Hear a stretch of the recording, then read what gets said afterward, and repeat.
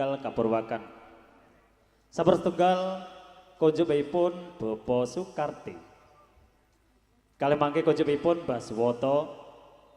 Sapur ketiga konjupipun Pak RW. Sekapan konjupipun Mas Nganten. Katerbipun Mas Andri jagepipun konjupipun Ibu RW. Diri-diringipun eling-eling kalajengaken momong. Semoga sinareng sa titi laras yuk dados.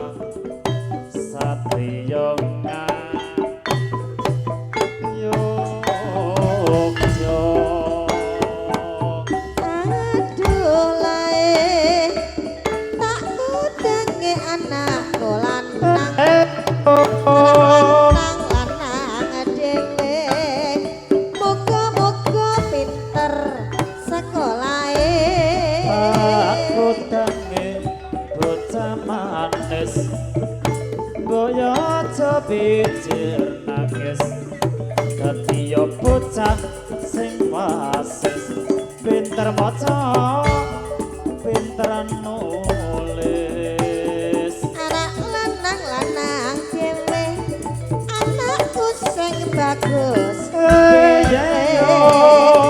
sekolah ana ning bluro muga-muga pinter gone kerja anak lanang nangis satu wedok dhewe anak lanang pinter sekolah saya gede digawe anak lanang aku wis duwe mas nek anak wadon pancen ora duwe anak lanang sekolah ning pati saikine iso dadi penyanyi gunung kinawe sawang ewa temen gone banyone durung jemok gawe salah kekepiye gunung lakoni untuk apa lemari kaca asik kalau tidak diisi untuk apa bermain cinta kalau tidak jadi dikawin satiti laras jarang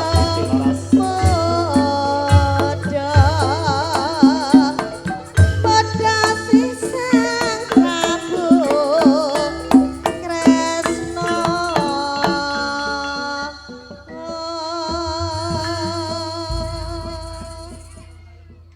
napa mbak? Halo halo Jeh, niki nyuwun mbak orek-orek walang kekek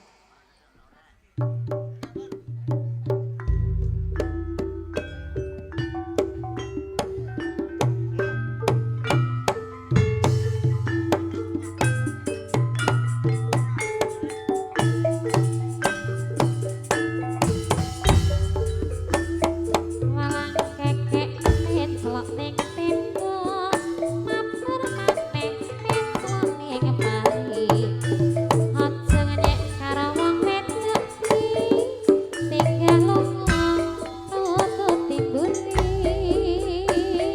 gunung kinawe sawang ewa temen gone banyone durung jemok gawe salah kekepiye gunung lakoni aku seneng rak sepedae sayang sithik karana So.